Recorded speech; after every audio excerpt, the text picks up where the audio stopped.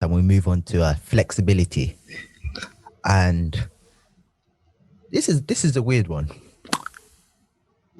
Android's obviously more flexible because, as we've discussed with the personalization and stuff, you know, Facts. Yeah. every Android from every different every how do I say it? Every company that makes a phone using an Android based operating system, everyone you pick up is a different phone. Like, whilst with Apple, you can pick up a 6, you can pick up a 10. Almost near enough the same phone. Yeah. So admittedly, makes Apple's more flexible. But at the same time, that flexibility can also be a bad thing because there isn't much continuity across the board. And especially with iOS, say we stick with iOS's line, the 6 to the 7 to the 8 to the 9 to the 10, the iOS is near enough the same thing. Whilst if you go through Apple, say you go through the Samsung range, like the S4, what was there an S4?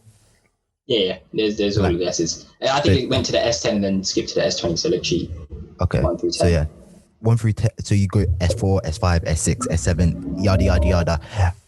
Every Android operating system has had a major, not necessarily some have had a major upgrade, but some have had major updates. So if you pick up one compared to another, they're not necessarily the same. Do you get my drift? Yeah, I mean, I'm thinking back to the Android phones I used to have to what I've got now. And in terms of the OS, like, there has been... OS and the UI. And the UI. The OS and the UI, there has been, like, major updates and stuff. Like I said, with gestures and stuff like that, and like how you're navigating about the phone. But at the same time, it has been like, I'll always know I can pick up any Android phone and I'll know where to go for like the settings. I know where to go to find the apps. I know where to go if I want to go search on Google, or if I want to place widgets, change the wallpaper, whatever. Like, I can do that with any Android phone from now all the way to probably the very first one. I think because it has been somewhat consistent. I guess it's just in terms of looks and additional features and things like that that have been added. And I think in that sense, like I said, there's a lot more things you can do. If you're somebody really tech savvy with Android, because like if you look at like there's a whole developer options in the settings, which you can turn on different things like screen updates and check same with boundaries Apple. and stuff like that. Yeah. So I mean, it is. Yeah, there is. I think there is consistency. I would say there is consistency in terms of, like I said, because I could pick up. And once you know it, I don't really think there's that much difference. But now I'm questioning what did. Okay, maybe not the operating system, but there have been major changes in the UI between, because Apple only really had one major UI update, and that was between I want to say it was between the 4 and the 5. Was the biggest UI update, and I think legit the only UI update Apple have ever had. No, not necessarily, not the only. Okay, the biggest major UI update Apple have ever had. Biggest major. Yeah, because that was. I remember in school everybody was gassed about that. They're like, "Oh yeah, we got a new iOS update." Everybody was talking about that, man. But yeah, I think the thing with UI update though is a lot of the stuff is small changes and stuff, but it's more in terms of like looks, isn't it? Really, like if you think about that UI update, everything was still majority the same stuff. It was that's just true. Look different, and then you got different features added to it and stuff. I mean, just thinking of one, looking at my phone, like before the notifications bar, You never used to have these quick settings options like to quickly turn on your Wi-Fi or to quickly turn off your Bluetooth or your data, put it on silent or whatever. But obviously now you can. Yeah. And I don't think that's something that's made it easier to use. The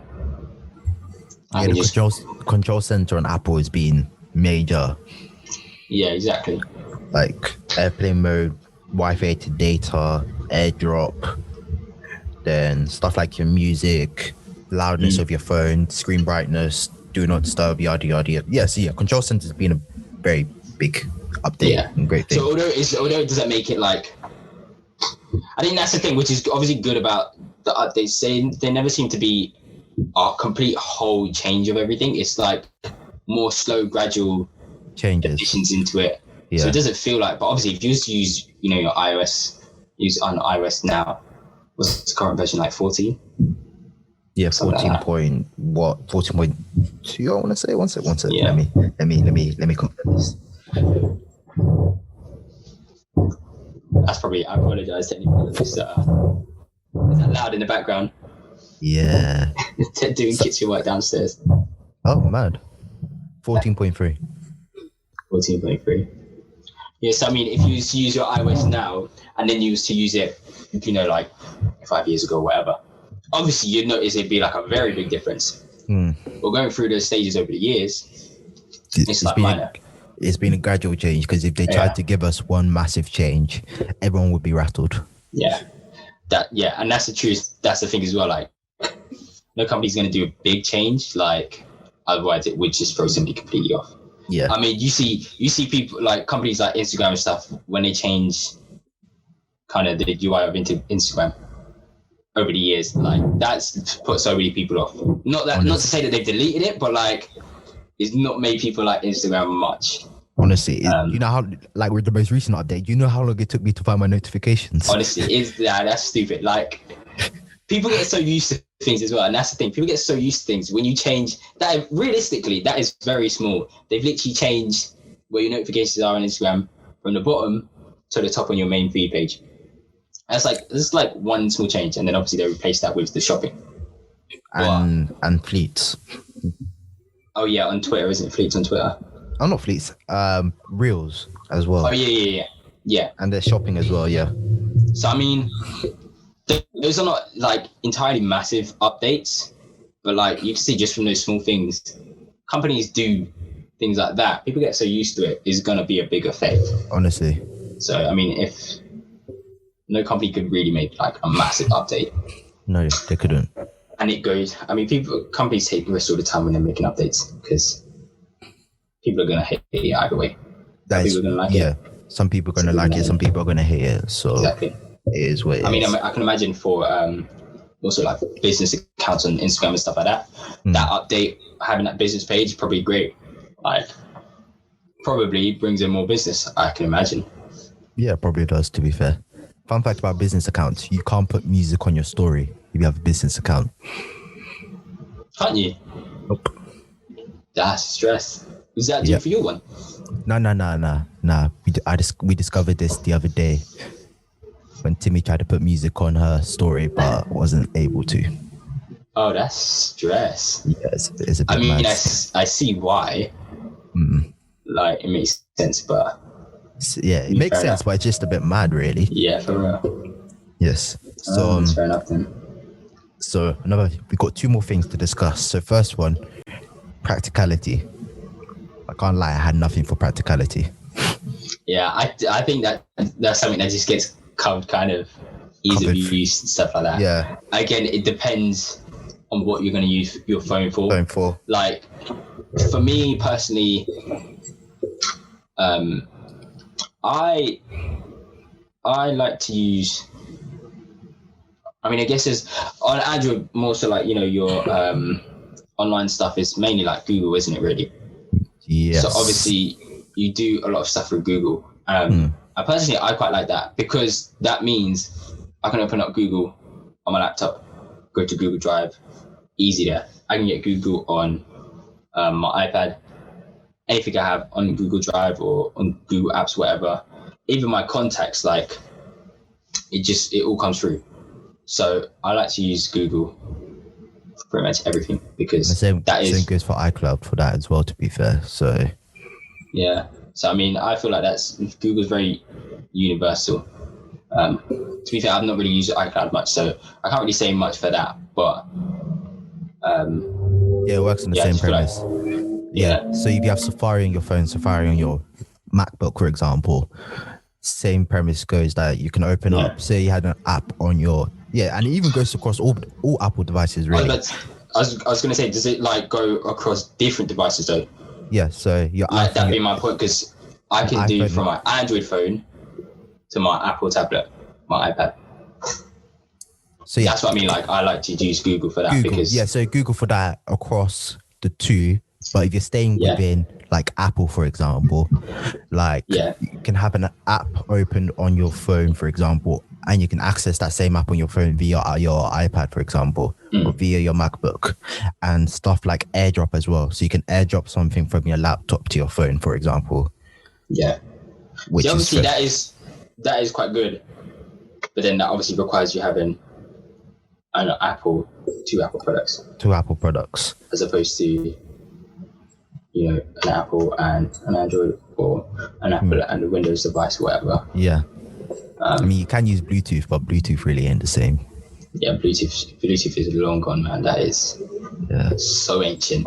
Yeah, Bluetooth just died. I can't remember the last time I said to somebody, "Oh yeah, let me Bluetooth you something." Honestly, back in our school days, we used to Bluetooth people's songs. Music in it, them ones. Yeah. That was funny. Bluetooth just died. The only time you really use Bluetooth is when you want to connect something to like speakers or your wireless headphones or AirPods. Yeah. I think that's legit the only time you ever use it now. Facts. Yeah. Most of the stuff nowadays is over internet, Wi-Fi. Yeah. So, yeah. But I guess in terms of practicality, that's why I like to use Google, just because I'm not tied down to just strictly Android, or I'm not tied just strictly one. Yeah, that one is thing. True. I can, and obviously, like I said, I don't know what iCloud is like if you're using it between different platforms. I have no idea about that either, because I've never used iCloud between different platforms. Yeah. So I mean, across just purely Apple products, I think iCloud works really nicely. Slick. Yeah. Like, I wish Google could be the same like that, but it is a bit more flexible. Google. Yeah. And I think in some ways a bit more practical. But like I said, it depends what you want to use things for. Yeah. Like for me as well, I use my laptop for, I mean, not really much gaming.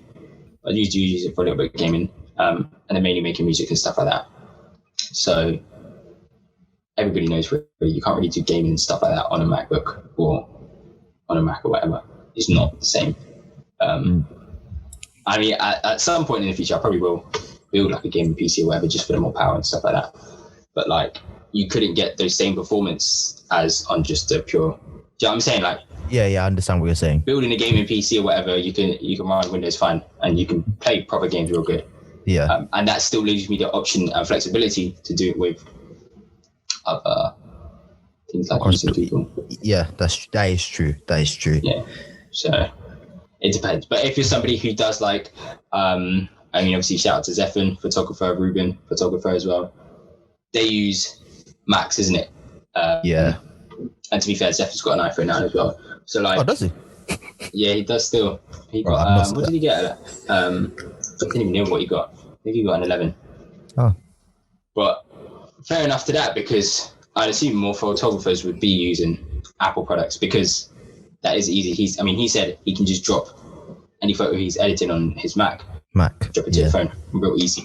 Like, so obviously fair play to that, because again, it just depends on what you want to use your phone for. Like, that's true. And what devices you have, and what devices you actually have, because you have an all Apple workflow, then iCloud, and you won't really have any need for any Google products. Yeah, exactly. Yeah, it's a no-brainer really. And some people as well, they don't do any of that. They literally just use a phone, and that's it. And again, it depends on practicality. Obviously, the thing being as well, though, if you want more storage on just your phone, you can't really do that with Apple because you can't there's have no like SD external. card. Yeah, you can't have external storage. It's legit your phone storage. Then you have to start investing in iCloud. Yeah, for real. And that's, I mean, it's smart on their part because initially as well, their phone storage used to be so low. Like, Yeah, there used to be iPhones back in the day, which was only like 16 gig or something, right? 16, 8, 8, Or 8 gig then. 8 gig still. And 8 gig. I remember so many people, they'd be like, oh yeah, they have enough space on my phone and stuff like that. Like, bro, like, that's such a crazy people having problem to delete WhatsApp for phone storage. Honestly, man, it's mad. And when you think that's not even the full 8, because some of it gets used up by the operating system. Yeah. So like my WhatsApp uses 5 gig of my storage. Imagine that back in the day. But that's basically your whole storage. no, that is basically your whole storage. Because let me see what mine's at. So yeah, I've got 256 gig just on my phone, and then I think I've got a 64 gig SD card. And my biggest app actually is Spotify, 11.25 gig. I think my biggest app on my iPad is Spotify, but not on my iPhone. Obviously, Spotify, is 702 meg on WhatsApp, to be fair. But like, at least I have the option to be able to expand the storage. Yeah, that's true. That's one thing Apple have never given you, which is having expanded storage, which I will give to. And these days as well, like I'm pretty sure you get a terabyte SD cards now. Yeah, if I'm correct. I mean, my hard drive is a terabyte, so yeah. So it's like you can literally have a terabyte plus just in your phone. Yeah, which is mad when you think about it. That is crazy. Like my PS5 is not even a terabyte, so like that is crazy. Yeah. And that one's games. Yeah, my PS5 is 500 gig. Yeah. No, my PS4. I don't have a PS5. No, a PS4. I used to have a 2. I still got the hard drive, but I used to have a 2 terabyte external for my PS4. Oh wow, damn. Yeah. But yeah, so the last thing is hardware, and straight up I'm going to say this: majority of Android phones have trash cameras. Word. I was waiting for that argument to come. 100% was. And I know, admittedly, it's down to how apps code the pictures, but still, Android cameras are trash. Have you ever compared like an Android photo to? I'm not talking about the cheap Android phones. Like, for instance, if you took the 2 latest, the 12 Pro Max, 12 Pro Max and the S20 Ultra. Ultra. Yes. If you was to compare them to side by side, I think the S20 looks better, but I'm still gonna say I don't care. I'm dying on this hill. There is a reason why when photos are taken, everyone always says bring up someone with an iPhone take it. There's a reason for it. There is a reason. You can't see it. It's it depends how your photos want to look, because each photo ultimately is gonna each camera's ultimately gonna process the photo in a different way. Yes. But it doesn't help when you now try to upload on, say, Instagram, for example, and the difference in quality is amazing. To be fair, and that's why I'm like, I've been debating trying out iPhone, purely because these days I use social media a lot more. So it's like I'm not gonna even like sugarcoat it. iOS, Apple is better for social media. Like, that's just straight facts. Like, it is. That is. It is what it is. It is what it is. That is down to the, obviously, the coding of the apps, and the fact that, like we said before, iOS, Apple is kind of just pretty much one product, isn't it? It's just one thing that is going to be running on. And obviously the hardware would be slightly different throughout the years, different chips, Yeah, different chips, different cameras, things different, like that. Yeah. But the fact is, The software. you've just got those few phones to work with. Whereas you've got all the different Samsungs, you've got all the different OnePlus, all the different Huawei's, all the different LGs. You got Nokia. You got Sony. Xiaomi, another one. Yeah. Yeah. There's so many. Like, although Even young Alcatel. but I haven't heard that phone name in years. To be fair, probably half of the people who had an Android probably had one of those. Yeah, and that's what they're comparing their like £1,000 iPhone to. But yeah, like there's so many different Android phones to have to code it for and stuff like that, which is why. And even the Android, and even though they all use Android, they've all slightly adapted the Android codes to their phones as well, haven't they? Yeah. Whilst with Apple phones, iPhone 14.3 on an iPhone 7 is the same as iOS 14.3 on a 12 Pro Max. Yeah. That's what I'm saying. So like, the apps are just going to work better on iPhones because of what it is. It's specifically made for the iPhone, isn't it? So obviously that's facts. It's gonna be better optimized for battery, better optimized for, in terms of running it and things like that. After these messages, we'll be right back.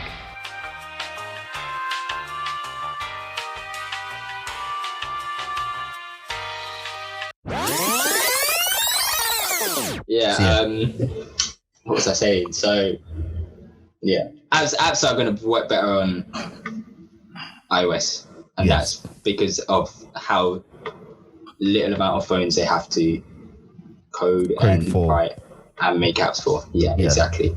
But I mean, fair play. Over the years, app developers have got better, I think, with they have, and the fact as well that again, Android smartphones have been increasing their, the chipsets and stuff that are used. There's a lot more RAM, so it helps things to load fast and stuff. But like, again, when it comes to cameras, any camera apps, which is basically all of your main social media, it's not going to work. And that's a sad fact of life. That is a sad fact of life, and you just have to. If you're an Android user, that is something you just have to accept. It's not going to look good. You have to. That's one thing you've got to accept. It's sad. I mean, I've seen people with iPhones as well, actually, on social media, and their pics look trash. Like, I'm like, you've got an iPhone, like your picture quality should look half decent. Exactly. But those are rare. It's more Android users. Very rare. It's just a fact of life, man. It's tough, but it's tough. As also, another thing with the hardware is, I can't lie, most of these chips that you see are pretty much in all smartphones these days. Like the chips, the majority of the things that are underneath the phone, if you take it apart, they're very similar across all phone devices anyway. So there's really hardly much difference in the hardware between phones. Yeah. I think the main thing as well, people always seem to compare the. I mean, obviously the chipsets, Apple specifically make theirs, I'm pretty sure. Yes. But when you got things like the screen, it's like.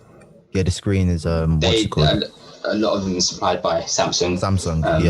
For obviously Apple devices. Yeah. So you couldn't really compare an Apple, an iPhone screen to a Samsung screen because in effect they're the same. They are the same screen. Exactly.